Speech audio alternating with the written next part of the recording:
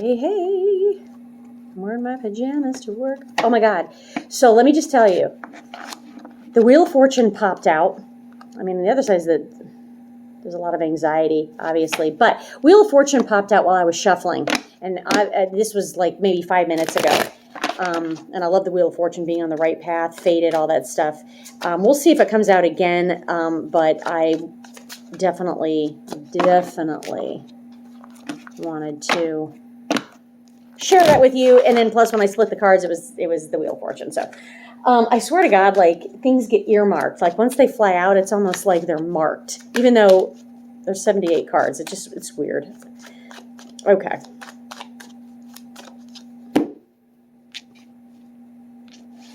Oh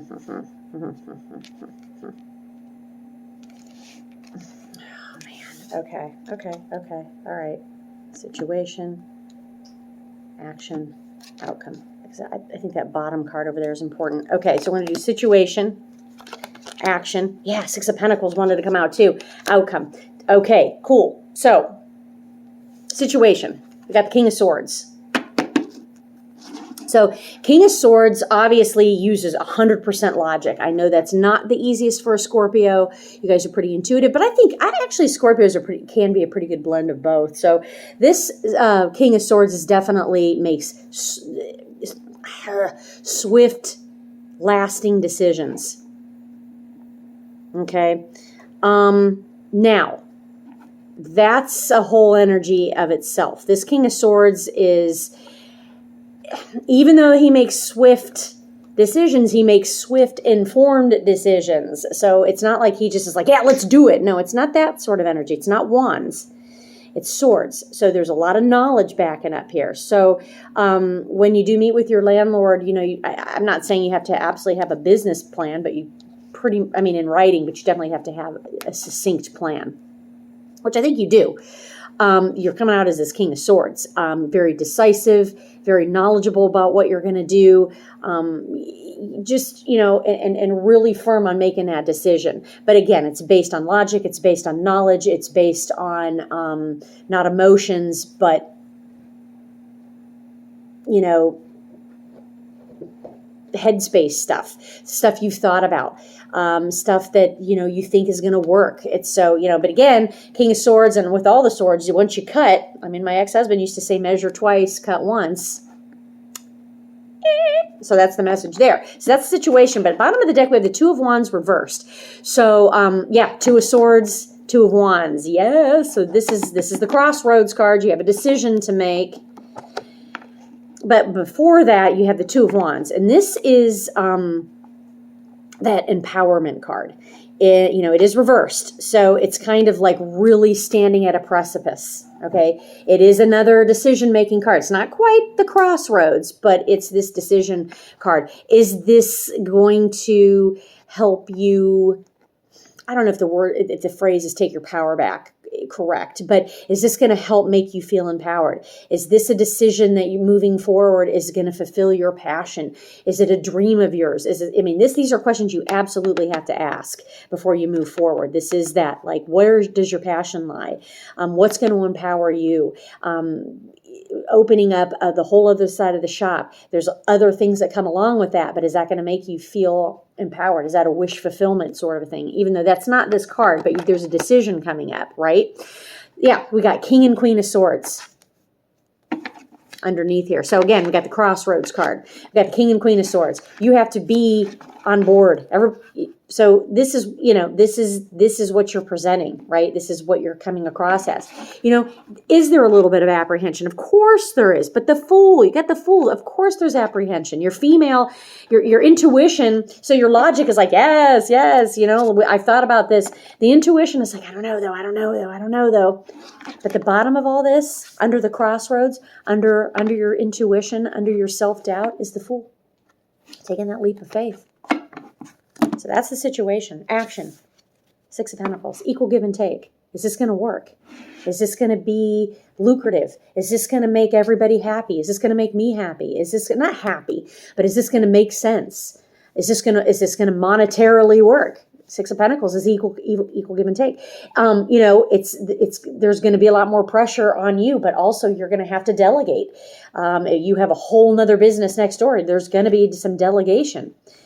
Bottom of the deck, Two of Pentacles reversed. There is going to be financial and, you know, struggle. It's a lot of work. There's going to be struggle. You know that. Got the Temperance card. It's about patience. You have a ton of support. It's reversed. So it's like, that's not always going to be the easiest. The patience is going to definitely be a thing. It's a major arcana. But this Two of Pentacles reversed, you know, does suggest a financial struggle. It's not an impossibility. It's not, but it's something that it's like, it can be done, but there's a lot of juggling. There's a lot of balls you're going to have to keep up in the air. Okay. But the action is talking about this equal give and take. You're opening up a whole new venture. So I love the action because it's very realistic to me. And then in the outcome, absolutely, we got the Ten of Wands, which is the burden. But I want to tell you what also the Ten of Wands means. Ten of Wands also means that you have to ask for help, that you have to, you know, you can't just, you know, as a matter of fact, to be honest with you, I like this Ten of Wands this way. This is, you're still carrying that burden, but you're going to let it go. I want, universe is telling me, especially with the cards that are at the bottom, is telling me this needs to be reversed. Because you cannot carry this burden alone. And the outcome is, we could keep it this way, but this is you not reaching out for help. So we don't want to keep it that way. We want to actually change. So to universe is saying that, like, no, she needs to know that there's going to be a lot of burdens. And she also needs to know she's got a ton of support. Bottom of the deck, the Emperor and the Chariot. Chariot's always about, oh shit, that's not the Chariot. Fuck, that's the Moon. My bad. Okay, let's start over here. I saw the Chariot. Shit. All right. Emperor. Emperor is the CEO, right? Card of Aries. You got two cards of Aries. You got the Fool, you got the Emperor. That's all about action. And it's also this benevolent ruler that doesn't put up with shenanigans, but is also fair and honest. Rules with an iron fist and a velvet glove, I think is, you know, I'm just full of fucking old lady sayings today, but that's what this is. But he's financially and emotionally and physically successful. He's all the success. He's all four kings success. So the bottom is the Moon card. Not necessarily a card of Scorpio, but still that watery energy. It's Cancer, obviously. But in the traditional tarot, you have the two paths. You have the domestic dog and you have the wolf. You can go on the safe path, which is the dog path. You can do that. You can do that. I like the card. I want to tell you what the card is underneath the Moon. I'm excited because it's another good card. You can go that route. You can go the safe route. Are you going to be fiscally and, you know, financially and monetarily successful, just keeping the shop? Absolutely. So that's the safe route. You can go on the adventurous route, which is the wolf. You know, it's unknown. It's really unknown. It's wide open. The universe is saying it's entirely up to you. But the universe is giving you the tools to say, hey, you know, do your research. You know, which. You know, I think it's fortuitous as fuck that space opened up. It's not surprising, obviously. That guy never had a client. He was not successful at all. And it was a cute shop, so it sucks. But to me, when that Wheel of Fortune wanted to come out, it's 100% faded. Then underneath here, we have the Victory card. We have the Six of Wands. We have the Seven of Wands. We have this status, this... I don't want to say defensive status, but it is a defensive. It's taking the offense. It's being on the defense, but also playing both sides. It's playing both sides, offense and defense, right? So, and then underneath all this stuff, we do have the Star card. We have the Star reversed. Is this your wish fulfillment? Is this your wish fulfillment? Because remember, this was upright when I chose to reverse this. Is this your wish fulfillment? I think it is. And I think you need to move forward with it. However you see fit. There's two paths with the Moon card. But the Moon is upright. So the Moon is saying it'll be illuminated. Things will come together. You got to you definitely, and I know that you do ask for help, and a lot of times you don't ask for help. You do it all your own. You take it all on yourself. So that's what I got. I'm going to do an oracle card because this deck is amazing. It is the Samhain, but we're talking about October's. Or as I used to say in high school, because I was a big fan of Sam Hain, the band.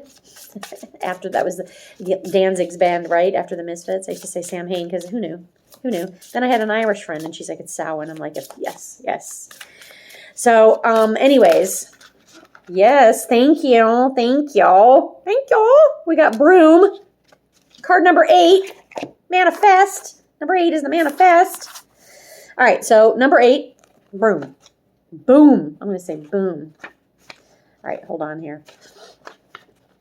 I like the Broom card because I know it's about sweeping it out, clearing, purifying.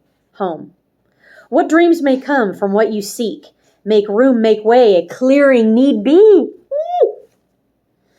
A broom or a besom can be found in any home for sweeping dust and dirt. However, a broom to a witch is more than a simple household tool. It holds a specific significance and sweeps more than dust and dirt away.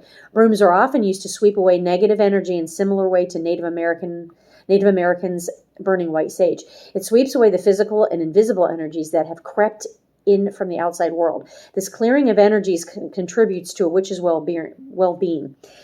Clearing out the old and dusty, and which makes space for the new. Make space for the new. Make space for the new. Sweeping out negative energy, a witch raises her vibration and therefore her strength. When the broom sweeps into your life, you are being guided to do some cleaning. Some things surrounding your current situation have been neglected. You need to clear out this dust of the past.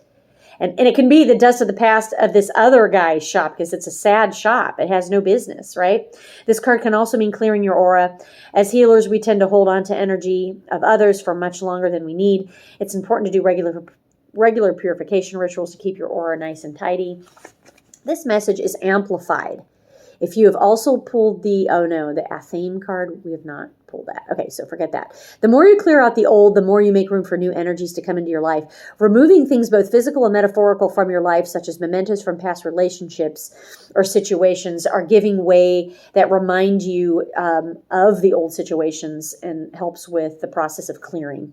So I think that's a pretty clear message as well. So that's what I have. I'm going to upload this to you, and I hope it comes just in time.